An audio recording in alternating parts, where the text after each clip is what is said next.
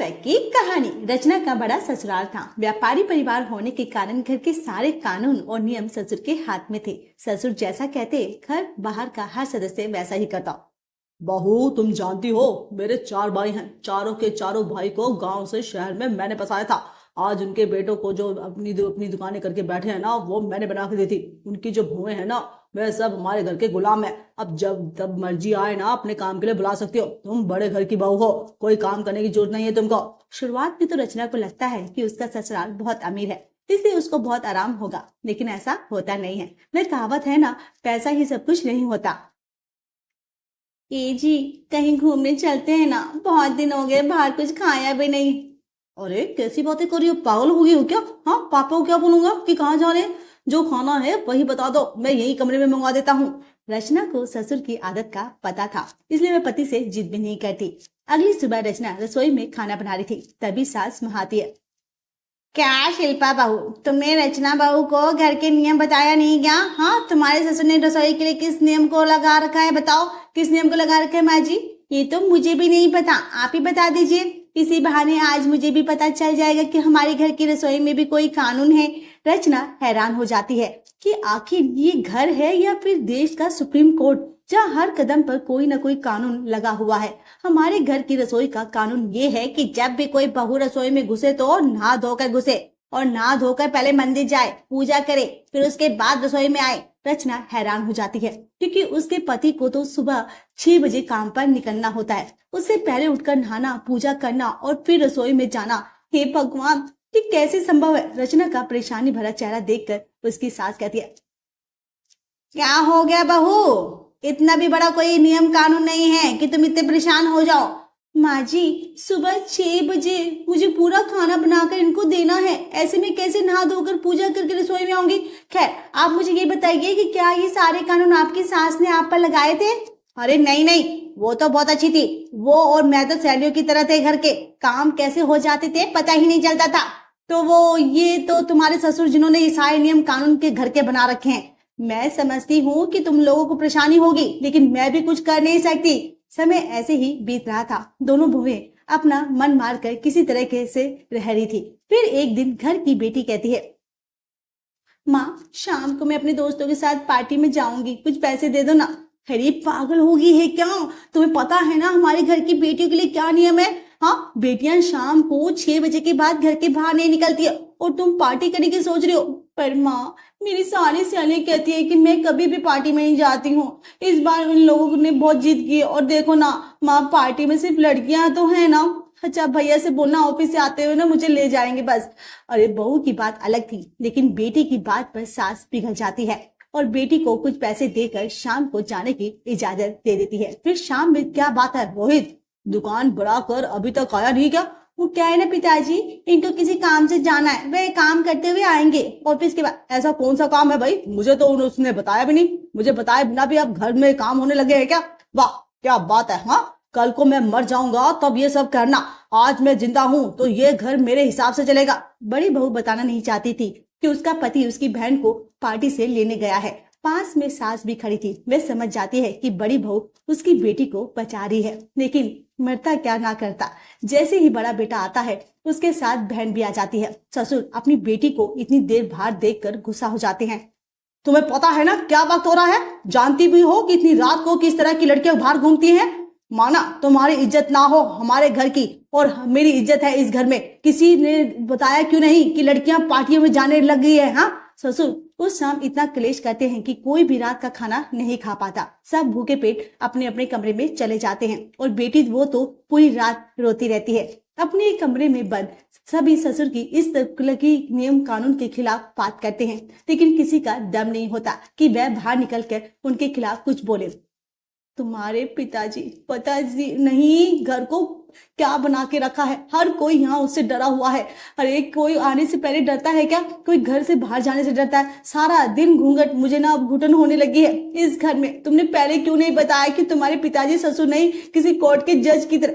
अरे क्या बताऊं, मेरा भी हाल कुछ ऐसा ही है। मेरे दोस्त आपस में मिलते जुलते हैं, शाम को बैठते हैं, बातें करते हैं, पार्टी करते हैं, पर मैं नहीं जा सकता। मैं अगर दुकान से थोड़ी देर से आया आ रहा तो पिताजी फोन पर फोन करके खराब कर देते हैं, मेरा घुटन जीना मुश्किल कर देते हैं। लेकिन क्या करूं मैं। दूसरी तरफ रचना भी अपने पति से शिकायत करती है, तुम्हारी हालत देखकर तो लग रहा है कि अब मुझे सुबह 4 बजे उठना पड़ेगा। खाना ठीक से ना मिल पाने के कारण तुम इतने दुबले हो रहे हो।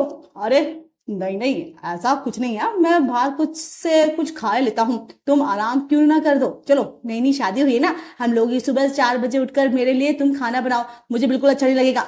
माना नहा धोकर किचन में एक अच्छी परंपरा है, लेकिन इमरजेंसी में तो होती है ना, कोई भूखे पेट खाना खाए बिना चला जाए और लोग नियम कानून ही मानते रहे, ये तो गलत है ना। दूसरी तरफ बेटे के कमरे में माँ उसे समझाती है, चुप हो जा बेटा, कब तक रोती रहेगी। हाँ कितनी देर से रो रही है बच्चा, जब तुझे पता है ना तेरे पिता की आदत क्या है तो क्यों ऐसे वैसे कर काम करती है। हाँ माँ, क्यों हम लोग इतना सर पर चढ़ाकर क्यों रखते हैं पापा को, क्यों हम लोग इनकी सारी बातें मानते हैं। भैया भाभी हम सब घुट रहे हैं, घुट घुट के जी रहे हैं, पापा ने हमारी जिंदगी नरक कर दी है, अब क्यों नहीं समझाते पापा को। मम्मा अब तो उनकी पत्नी है, ऐसा बताइए ना माँ। ऐसा नहीं है बेटा कि तुम्हारे पिता को किसी ने समझाने की कोशिश नहीं करी, तुम्हारी दादी भी उनको बोल बोल कर हार चुकी थी। वो अपने माँ पिता से किसी की बात नहीं मानते, उनके नियम कानून के आगे उन्हें कुछ दिखता ही नहीं है। ना जाने हमारे घर की स्थिति हालत कब ठीक होगी। चुप हो जा बेटा, चुप हो जा मेरी प्यारी बेटी, चुप हो जा, अपना ख्याल रखना, ये तो अच्छी बात है ना। और वैसे भी तुझे तो दूसरे घर जाना है, अपनी भाभी के बारे में सोच, तू जो दूसरे घर से आई है बेचारी, वहां जाकर खूब मजे करना चाहती होंगी ना। न कर्म की गति न्यारी है, सुख के पीछे दुख, दुख के पीछे सुख आता ही है। फिर क्या था, घर में ऐसी घटना घटती है कि जिसके बाद लोगों के मन में उम्मीद की किरण जगती है कि शायद अब घर की स्थिति, अब घर के हालत बदलेंगे। घर का सबसे छोटा और लाडला बेटा राहुल लव मैरिज करके एक लड़की घर लेकर आता है। पापा, ये शीना मेरी पत्नी, वे ना आप लोग लव मैरिज के लिए मानते नहीं तो इसलिए मैंने ना ज्यादा टाइम वेस्ट भी नहीं किया। हम दोनों को शादी करनी थी और हम दोनों ने शादी कर ली। आज से ये इसी घर में रहेगी हम लोगों के साथ। ससुर की हालत तो ये सुनकर ऐसी हो जाती है कि जैसे कहीं ना कहीं तो ज्वालामुखी फूटे ही फूटे। वाह वाह बेटा, तुमने बता दिया, हमने सुन लिया, और ये घर में रहेगी बेटा। हाँ तो हमने नहीं करी कोई शादी, हाँ हमने देखी ही नहीं है, लड़की बिना किसी रिश्ते के घर में नहीं रह सकती। शीना जो कि बहुत चुलबुली और खुश दिल की लड़की थी, वह शादी का सर्टिफिकेट अपने ससुर के आगे रख देती है। पापा जी कैसी बातें करी है, ऐसा कैसे नहीं हो सकता, ये ना हमारा हक है, बिना हक क्या ना होता तो 4 साल से हमारा रिश्ता चल रहा होता है क्या, आ जाती क्या मैं। लेकिन देखिए ये सब ना बाकायदा हम दोनों ने शादी की है, वो भी कोर्ट मैरिज। देश का कानून हमें इजाजत देता है कि हम पति पत्नी हैं और मैं इसी पत्नी के हक से इसी घर में रहूंगी। ससुर देखता है कि भाई तो पक्की वाली है, लेकिन फिर भी उसके अंदर का गुस्सा कम नहीं होता। मोना तुम कोर्ट मैरिज करके आ रही हो, लेकिन इस घर के अंदर मेरे नियम कानून चलते हैं, और एक बार मैंने जो सोच लिया ना कि मैं तुम्हें घर में नहीं रखूंगा मतलब नहीं रखूंगा। और आज फैसला लेता हूं कि मैं राहुल को अपनी प्रॉपर्टी से बेदखल कर रहा हूं। अब इस घर में उसका कोई हक नहीं है, तो जब घर पे ही हक नहीं है तो तुम यहाँ पर कैसे रहोगे। सभी ससुर की ये बात सुनकर हैरान हो जाते हैं कि आखिर उन्हें अपनी जिद के आगे किसी की खुशी की पड़ी ही नहीं थी। ये सुनते ही सास बेहोश हो जाती है। सभी अफरा तफरी में डॉक्टर को बुलाकर लाते हैं। देखिए इन्हें किसी बात का सदमा लगा है, आगे से आपको ख्याल रखना होगा कि ऐसी कोई बात ना करें जिससे इन्हें फिर से ऐसा सदमा लगे, क्योंकि इस बार तो ये बच गई हैं, लेकिन अब अगर इनके दिमाग में प्रेशर पड़ा ना तो इनका बचना भी मुश्किल होगा। बाकी इनको थोड़ी देर में होश आ जाएगा। डॉक्टर वहां से चुपचाप चला जाता है और जैसे ही सास को होश आता है वो सबसे पहले अपने छोटे बेटे और लाडले बेटे राहुल के बारे में पूछती है। राहुल, राहुल मेरा बेटा कहाँ है, मेरा बेटा कहीं नहीं जाएगा, अगर वो यहाँ से गया तो मैं भी आत्महत्या कर लूंगी। मेरा बेटा मेरी बहू सब मेरे पास रहेंगे, मैंने कह दिया तो कह दिया। जिंदगी में पहली बार सास से ससुर के कानून नियम के खिलाफ बोला था। तेज आवाज सुनकर ससुर भी डर जाते हैं और राहुल और उसकी पत्नी को घर पर रहने की इजाजत दे देते हैं। शीला बहुत ही चुलबुली थी, उसने कभी सोचा भी नहीं था कि ससुराल में नियम कानून भी होते हैं। मैं शादी होकर घर समझकर इस घर में रह रही थी, लेकिन जब वह घर के नियम कानून देखती है तो वह हैरान रह जाती है। ये क्या मजाक चल रहा है, घर में ऐसे कोई रहता है क्या, तुम तो नहीं आई हो तो अभी तुम्हें क्या पता यहाँ क्या कानून है। ससुर जी के वो तो भला है वो सासू माँ का कि पहली बार मैंने उनको ससुर के खिलाफ बोलते हुए देखा। वरना तुम ना घर के बाहर हो। तो क्या आपको सही लगता है कि मैं घर के बाहर रहती? आपको लगता है कि ससुर ने जो किया वो सही है? लो कर लो बात। हम जितनी बुरी चीज है ना, कोई बुरी चीज नहीं है, लेकिन ससुर जी की अरे ससुर जी की नजर में जो बुरा है ना, वो क्या सबकी नजर में बुरा हो जाएगा क्या? जो मेरे लिए बुरा हो सकता है वह किसी और के लिए अच्छा भी तो हो सकता है। तभी बड़ी बहू शिल्पा आती है। वह शीना की बात सुनकर हंसने लगी। शीना तो अभी बहुत छोटी है, इसलिए चीजों को समझ नहीं पा रही है। हर कोई ससुर जी के कानून से, नियम से परेशान है, लेकिन क्या करे, कोई कुछ कर नहीं सकता और बोलता भी नहीं। ये अच्छी बात है, लेकिन हमें बड़ों के आगे कुछ नहीं बोलना चाहिए, लेकिन हमें अपनी जिंदगी को भी तो जीना चाहिए ना। आज वो वक्त है, वो कल नहीं मिलेगा। हर बहू का फर्ज होता है कि अपने ससुराल में खुशहाली रखे, वैसे ही हर ससुराल का फर्ज है कि बहू को हर खुशी दे। फिर कुछ दिन बाद शीना सलवार सूट पहनकर रसोई में काम कर रही है। सास आ जाती है। अरे शीना बेटा, हमारे घर पर सूट पहनना कानून के खिलाफ है। शीना जोर से हंसने लगती है। ये कानून का काला मोटनी माझी सिंपल सा सूट है जिसमें पूरा बदन ढका हुआ है। मैं गर्मी में साड़ी नहीं पहन सकती, ना ही मुझे साड़ी डालना आता है। हाँ, कभी फंक्शन में या मेरा दिल करेगा तब मैं पहन लूंगी। मैं तो कहूंगी आप लोग भी सूट पहनना शुरू कर दीजिए। बोले तो मैं आप लोगों के लिए सूट बनवा दूं क्या? बाकी सभी लोग शीना की बात सुनकर हंसने लगते हैं। तीनों को हंसता देख सास भी जोर से हंसने लगती है। हाँ हाँ, बनवा दे मेरी बहू। न कभी पति ने पहनाया तो बहू के राज में ही सूट पहन लूंगी। क्यों? तीनों फिर आपस में बातें करने लग जाती हैं कि कैसे उन लोगों को साड़ी में समस्या होती है। सास कहती है अब तो मन करता है कि वो भी सूट पहने, लेकिन कैसे? शीना टेबल पर खाना लगाने लग जाती है तो ससुर उसको देख लेते हैं। ससुर शीना को जोर से डांट लगाते हैं। तमीज नहीं है क्या कपड़े पहनने की? हाँ, बेढंग के कपड़े पहनकर हमारे सामने आ गई हो। तुम्हारी माँ ने तुम्हें ससुर के सामने कैसे आते हैं सिखाया नहीं क्या? हाँ, चुपचाप क्यों करे? पापा के सामने मैं तो जीन्स की पैंट भी पहनती थी, लेकिन आपके सामने तो सूट पहना है। आखिर आप मेरे पापा में कोई डिफरेंस ही नहीं है ना। आप दोनों मेरे लिए एक ही जैसे हो ना। बाकी सवाल कपड़ों का, तो सूट ना साड़ी से ज्यादा ढका हुआ होता है। शीना की चटपटी बातें सुनकर पूरे घर में हंसी ठिठोली का माहौल हो जाता है। ससुर कुछ नहीं बोल पाते। ये देखकर दूसरी बहू को भी हौसला मिलता है। कुछ दिनों तक तो वो देखती है कि किसी तरीके से शीना पूरे घर में सूट पहनकर घूम रही थी और कोई उसे कुछ नहीं कह रहा था। पर सबसे पहले बड़ी बहू माँ जी, आज बाजार जा रही हूँ तो सूट दो लेकर आ जाऊंगी। अगर आपको भी लाना है ना तो बता दो, आपके लिए भी लेकर आ जाऊंगी।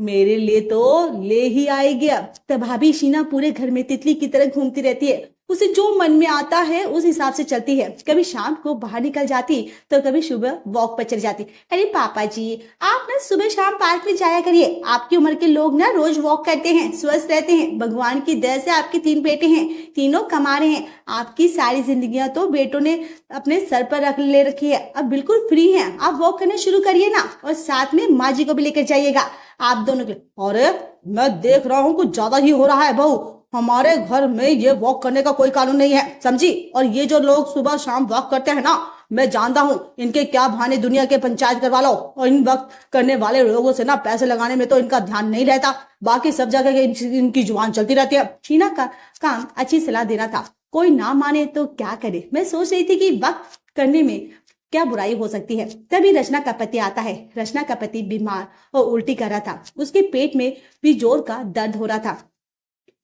क्या हो गया जी आपको?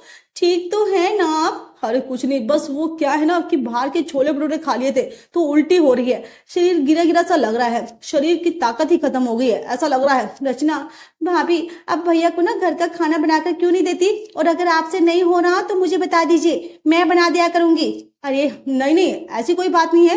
वो क्या है ना, मुझे सुबह 6 बजे निकलना होता है। हमारे घर का नियम कानून तो तुम्हें पता ही है। नहा धोकर पूजा पाठ, उसके बाद रसोई में कदम रखना। मैं नहीं चाहता कि मेरी पत्नी मेरे लिए इतनी परेशान हो। रचना जोर जोर से हंसने लगती है। ऐसे मत बोलो ना, मैं हंसूं या रोऊं मुझे समझ नहीं आता कि मेरा पति मुझे इतना प्यार करता है। रोऊं इसलिए कि मैं मेरी परेशानी की वजह से आप परेशान होंगे। मुझे नहीं, मैं ऐसा कर लूंगी, मैं 4 बजे उठ जाऊंगी। कोई बात नहीं, लेकिन आपको बीमार नहीं दे सकती। समझ नहीं आ रहा। और वो घर से आपको घर का खाना खाने कर दूंगी। रचना अपने पति को लेकर कमरे में चली जाती है। मैं घर के मेरे खिलाफ जुबान खुलने लगी है। और तुम लोगों के भले के लिए मैंने बनाए थे कानून, लेकिन तुम लोग तो अपना भला चाहते ही नहीं हो। जाओ, जिसको जो मर्जी करना है करो, लेकिन मेरे घर में रहना है तो मेरे नियम कानून मानने ही पड़ेंगे। जब देखो तब आप घर का ताला ही लेकर चढ़ जाते हैं। अगर ठीक है, अगर ये आपका है तो हम लोग इस घर में नहीं रहेंगे। हाँ पिताजी, बहुत हो गया। जिंदगी जीनी है ना हम लोगों को, घर काम और घर, पूरी जिंदगी इसी में चली गई। कभी पत्नी बच्चों को बाहर घुमाने तक नहीं लेकर गया, शाम को कभी दोस्तों के साथ नहीं गया। मुझे अब इस घर में रहना ही नहीं है। तभी माँ घर की बड़ी बेटी भी आ जाती है। भैया भाभी, मुझे भी लेकर चलो, मुझे भी इस घर में ना घुटन होती है। पापा के नियम कानून ने हम सब का गला दबा के रखा है। मैं भी इस घर में नहीं रहना चाहती। सबको अपने खिलाफ खड़ा देख ससुर परेशान हो जाते हैं। सबसे बड़ा दुख तो उसे अपनी बेटी का लगता है, जिसे वे सबसे ज्यादा प्यार करते हैं, और वही बेटी उनको छोड़कर जाने के लिए तैयार हो गई। पत्नी जिसने कभी उनके आगे कुछ नहीं कहा, वह आज इस घर में रहना नहीं चाहती। जैसे ही सब बाहर जा रहे थे, वैसे ही ससुर बोल पड़ते हैं, रुको, किसी को कहीं जाने की जरूरत नहीं है। मैं समझ चुका हूं कि हर कोई अपना जीवन जी रहा है। जो समय आज है वह कल नहीं रहेगा। मुझे मेरी गलती का एहसास हो चुका है। शीना बेटा, तुम्हारा शुक्रिया, तुमने इन लोगों को अपने हक की बात करने की ताकत दी। कोई कहीं नहीं जाएगा, सब हाथ साथ रहेंगे और अपनी मर्जी से खुशी खुशी इस घर में रहेंगे। जिसको जो मन करना है वैसा करेगा। अगर हमारी वीडियो आपको पसंद आए तो हमारे चैनल बर्ड्स वेब को सब्सक्राइब करें, लाइक, शेयर और कमेंट्स करना ना भूलें। Thanks for watching.